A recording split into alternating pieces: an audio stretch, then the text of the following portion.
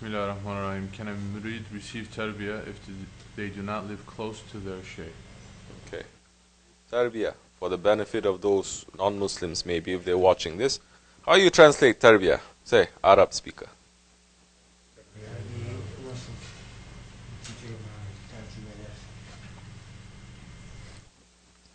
Guidance, let's just say.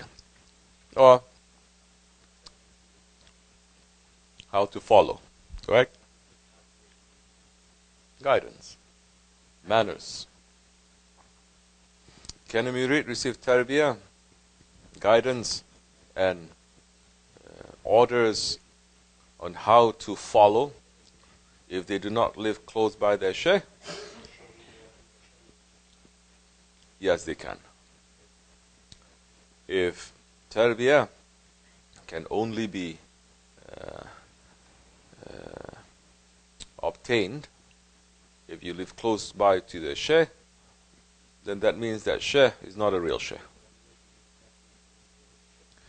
The Shaykh is that one that for thousands of miles, according now to the Murid, if that Murid's antennas are working, he will send continuous signal, continuous Tarbiyah, continuous guidance, and that Murid is able now to pick up and to become a good one.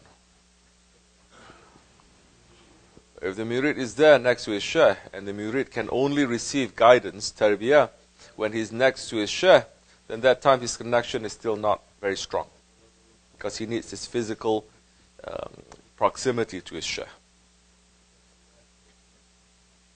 Our Shaykh Efendi is beyond us now physically, isn't he? It's beyond the mountain of Kaf. Did he ever stop his Tarbiyah on us? No. Never. And we all feel that, especially here at the Dergah. Now, if you are talking different stages and different phases, then we say, yes, you can receive Tarbiyah when you're very far away from your Shaykh. What is the key thing there? Is for you to be thirsty, to be in love, to be passionate about serving your Shaykh. That is key. If you don't have that key, nothing is going to open. Nothing. And that key is regardless of your distance. You can be close or you can be far. Same thing. A person who does not have that ashq, that love, that passion, he can be sitting and being with his Shaykh for decades, eating the same food, praying, but his passion is not there, and we've seen so many too. Whenever they're coming, they put their head down. They're completely not connected, and it looks as if they're so humble. Then they go on their way, year in and year out, and pretty soon next time we see that they disappear. There's no connection there. So, first stage is you have to have the passion. Now, when you have the passion is going to say, I must learn, but more important than that, I must start to serve. And with the service, with hizmat, can come more tarbiyah, and more rahmat, and more blessing, and more barakat. That time, now you're going to see, is not just enough. I'm not just going to sit here and just receive. And this is what makes our tariqat high also. Because this tariqat is pushing the murids to go forward, not just throwing things at the murid and say, okay, now you're blessed, now live your selfish, egoistic lifestyle as you like. Say, no. Now you want to go to higher stations, you have to start to serve. Once you start serving and you say, how can I serve? That's the time when you have to look at your heart, you have to look at your mind, you have to look at your intelligence and see how I'm going to serve according to which capacity that I have, the best way that I can. It's not that difficult a question. You just have to see what is it that they need, what is it that they can do, and what are the things that they cannot do, and let me try to help. We're not saying that Dergah needs anyone. No. Dergah does not need anyone. You need the Dergah. But intelligent man must know that if something is being built, these are the things that I can do to participate in it. Once you start doing that, then you have your passion now will start burning more with a hizmat. Once your passion starts burning, more you're going to receive. Because you're not doing it for yourself now, you're doing it for others. There are people who do it for yourself too. Some people, it doesn't matter if you're close or you're far, they start doing it for themselves. But once you start doing it for yourself, and you know yourself, once you start doing it for yourself, then there is interference there. Then you start seeing that your connection is not so strong, either to the Shaykh or to the Jamaat. You've seen that happening so many times. Because you say, no, it's just me and the Shaykh. It's just me and the Shaykh, no one else. Then why we have to be in Jamaat? Why Allah is Jami is saying we have to be in Jamaat? Then slowly, once you start doing that, then you have to say, now the passion, instead of diminishing, becoming smaller, it increases. Then that's the time, more it increases, more rahmat, more barakat, more tarbiyah the Shaykh is going to send to you. More you cannot wait, then that's the time when you're going to give value to the Dergah. That's the time you come to the Dergah and you, by your own self, you're going to say this Dergah. No one has to tell you. This Dergah is Dergah Sharif. Okay? Like they say in India, right? The honorable Dergah.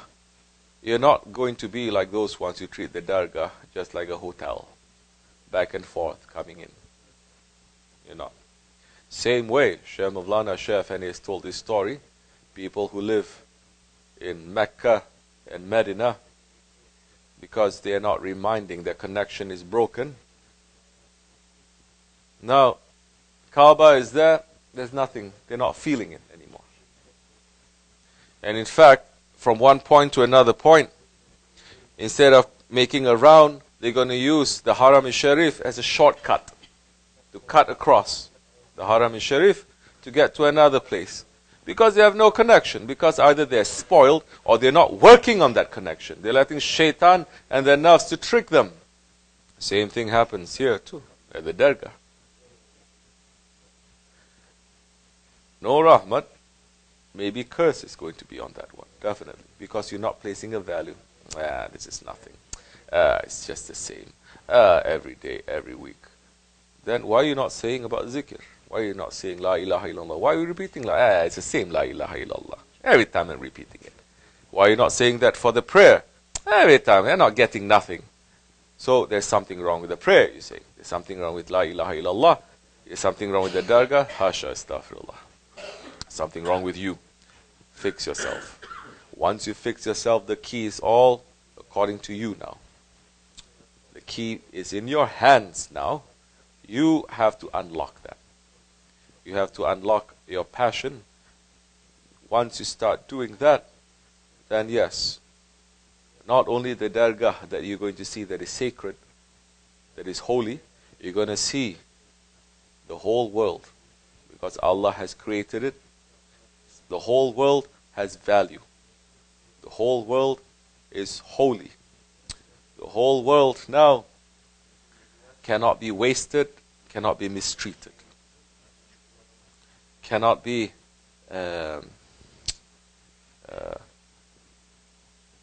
you cannot use it. You cannot abuse it.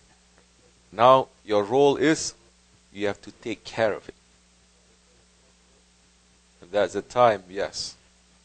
You are going to see zikr everywhere. You're going to hear zikr everywhere. Because the whole world is making zikr. And that's the time you are going to have, you're going to be in the huzur. You're going to be in the presence. You're going to feel your Shaykh everywhere. You're going to feel your Prophet everywhere.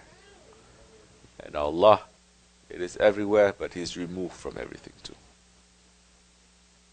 Amin Allah tawfiq. May Allah, inshallah Rahman, make us to wake up and to understand this. Salam.